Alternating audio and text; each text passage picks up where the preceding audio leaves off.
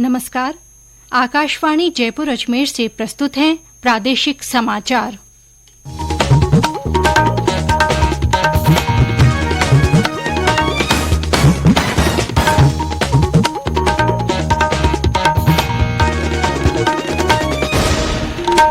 मुख्य समाचार। राजस्थान माध्यमिक शिक्षा बोर्ड की 12वीं कला वर्ग का परीक्षा परिणाम जारी। राज्य के 5 संभागों में Rajiv Gandhi centre of advance technology केंद्र खोले जाएंगे। प्रधानमंत्री नरेंद्र मोदी ने कहा, देश ने अर्थव्यवस्था मजबूत करने और गरीबी दूर करने में महत्वपूर्ण प्रगति की। और प्रदेश में आंधी बारिश के कारण तापमान में बड़ी गिरावट, कई जिलों में तेज आंधी, ओले और बिजली गिरने का अलर्ट।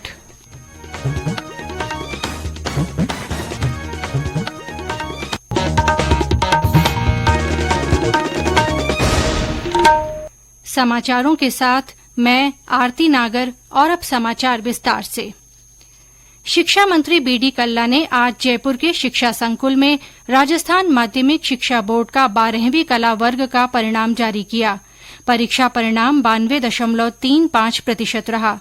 परिणाम जारी करने के बाद श्री कल्ला ने संवाददाताओं को बताया कि कुल 7,05,415 विद्यार्थियों ने परीक्षा दी थी। उन्होंने बताया कि छात्रों के मुकाबले छात्राओं का परिणाम ज्यादा है।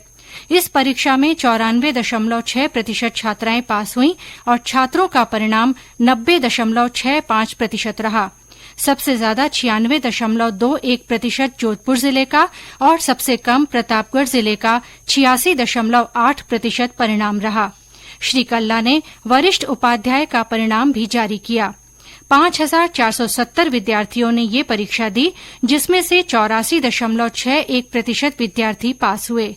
उन्होंने बताया कि 10वीं बोर्ड का परीक्षा परिणाम जून के पहले सप्ताह में जारी किया जाएगा। श्री कल्ला ने इस मौके पर सभी परीक्षार्थियों को शुभकामनाएं दी। हमारे यहाँ मातृ देवो भव, पितृ देवो भव, आचार्य देवो भव की परंपरा रही है। माता, पिता और गुरु, ये तीनों की त्रिवेणी बच्चे की प्रोग्रेस में सहायक होती है और सबसे बड़ा सहायक होता है खुद विद्यार्थी। जो जितनी मेहनत करेगा वो उतना आगे बढ़ेगा। इसलिए निरंतर परिश्रम, निरंतर पढ़ना, समय का प्रबंधन, किताबों का संग और कौवे की तरह चेष्टाशील रहकर, बगुले की तरह ध्यान केंद्रित रहकर, स्वान निद्रा, संतुलित आहार और घर गृहस्थी की बातों से जो विद्यार्थी अलग रहता है वो विद्यार्थी सफल विद्यार्थी कहलाता है। इस मौके पर शिक्षा सचिव नवीन जैन ने बताया कि 12वीं की परीक्षा देने वाले छात्र और छात्राओं की संख्या में अंतर नहीं बचा है, जो शुभ संकेत है।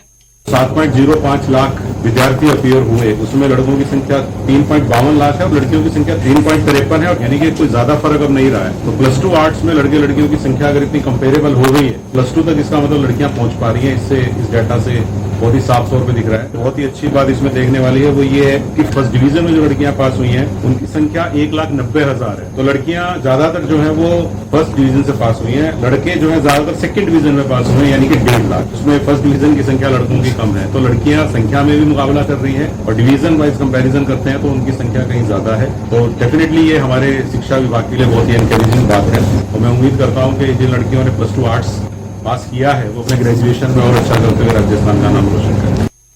अजमेर, कोटा, भरतपुर, बीकानेर और उदयपुर संभागों में Rajiv Gandhi centre of advance technology (आरकेट) केंद्र खोले जाएंगे। मुख्यमंत्री अशोक गहलोत ने इसके लिए 25 करोड़ 90 लाख रुपए की मंजूरी दी है। नए आरकेट केंद्र अजमेर के राजकीय अभियांत्रिकी महाविद्यालय, कोटा के सर्वपल्ली राजस्थान तकनीकी विश्वविद्यालय परिसर, भरतपुर के आर्टिफिशियल इंटेलिजेंस विभाग, बीकानेर के स्कूल इनोवेशन हब और उदयपुर के मोहनलाल सुखाड़िया विश्वविद्यालय परिसर में खोले जाएंगे।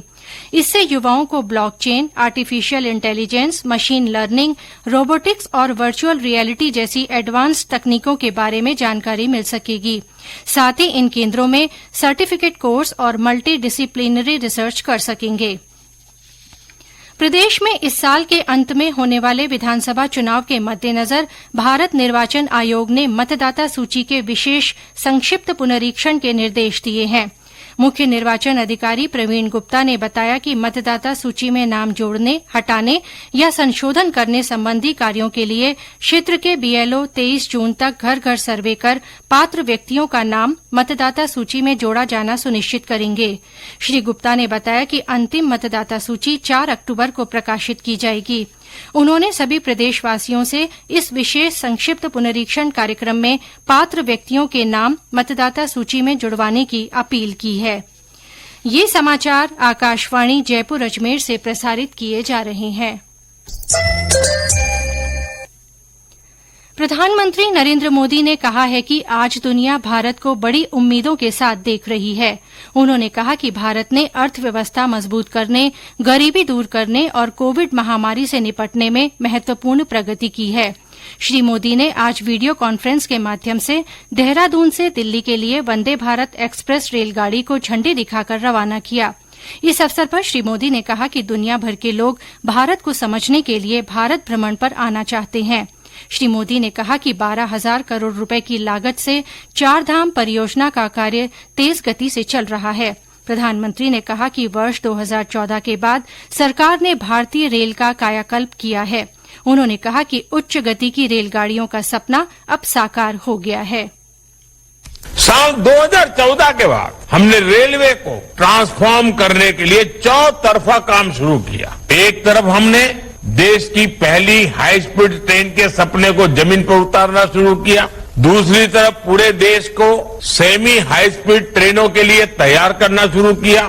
जहां 2014 से पहले हर वर्ष औसतन 600 किलोमीटर रेल लाइन का बिजलीकरण होता था, वहीं अब हर साल 6,000 किलोमीटर रेल लाइनों का बिजलीकरण हो रहा है। आज देश के 90% से अधिक रेलवे नेटवर्क का बिजलीकरण हो चुका है। केंद्रीय स्वास्थ्य मंत्री डॉक्टर मनसुख मांडविया ने कहा है कि केंद्र सरकार वैश्विक सतत विकास लक्ष्य से 5 साल पहले 2025 तक देश से तपेदिक को समाप्त करने के प्रयास कर रही है। श्री मांडविया आज जिनेवा में 76वें विश्व स्वास्थ्य सभा के दौरान तपेदिक पर क्वाड प्लस कार्यक्रम को संबोधित कर रहे थे। उन्होंने कहा कि भारत विश्व में एकमात्र देश है जिसने अनुमानित तपेदिक रोगियों के लिए अपना तंत्र विकसित किया है।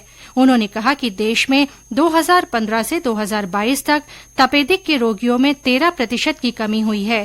केंद्रीय मंत्री ने कहा कि इस अवधि के दौरान भारत में तपेदिक से मरने वालों की संख्या में 15% की कमी आई है। उन्होंने कहा कि देश में 1.5 लाख स्वास्थ्य और आरोग्य केंद्र स्थापित किए गए हैं। महिला और बाल विकास मंत्रालय ने प्रधानमंत्री राष्ट्रीय बाल पुरस्कार के लिए आवेदन आमंत्रित किए हैं। इसके लिए 18 वर्ष तक के आवेदक 31 जुलाई तक ऑनलाइन आवेदन कर सकते हैं। ये पुरस्कार बहादुरी, खेल, समाज सेवा, विज्ञान और प्रौद्योगिकी, पर्यावरण, कला और संस्कृति तथा नवाचार के क्षेत्र में असाधारण काम करने वाले उन बच्चों को प्रदान किए जाते हैं जो राष्ट्रीय स्तर पर सम्मान के योग्य हैं।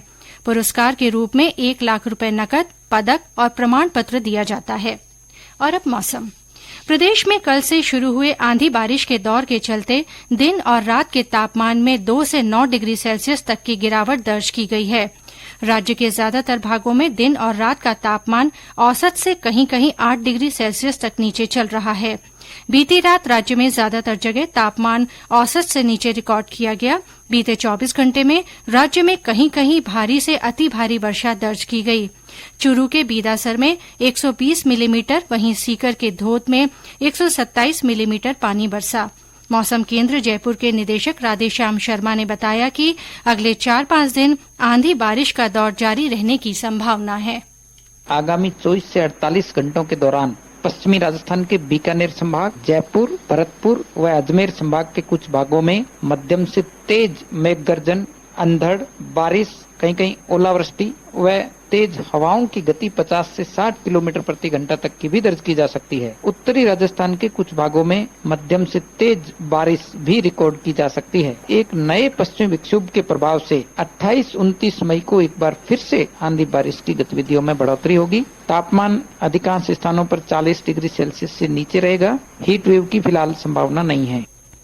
मौसम केंद्र ने आज अलवर, दौसा, जयपुर, झुंझुनू, सीकर, बीकानेर, चूरू और हनुमानगढ़ जिलों के लिए तेज आंधी चलने, ओले और बिजली गिरने का ऑरेंज अलर्ट जारी किया है।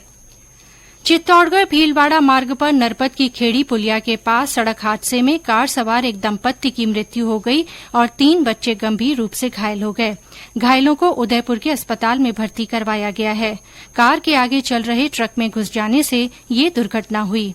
जोधपुर में फलौदी के बावड़ी कला गांव में भाई बहन की तालाब में डूबने से मौत हो गई। हादसा उस समय हुआ जब भाई का पैर फिसलने से वो तालाब में गिर गया। उसे डूबता देख बहन बचाने के लिए तालाब में उतरी और दोनों बच्चे पानी में डूब गए। ये बच्चे अपने ननिहाल आए हुए थे। आकाशवाणी समाचार जयपुर की ओर से श्रोताओं में मोटा अनाज के प्रति जागरूकता के लिए संदेश श्रृंखला चलाई जा रही है। इसमें श्रोता संदेश भेजकर बता सकते हैं कि वे अपने भोजन में मोटा अनाज किस तरह काम में लेते हैं। आज सुनिए बाड़मेर जिले के श्रोता का संदेश।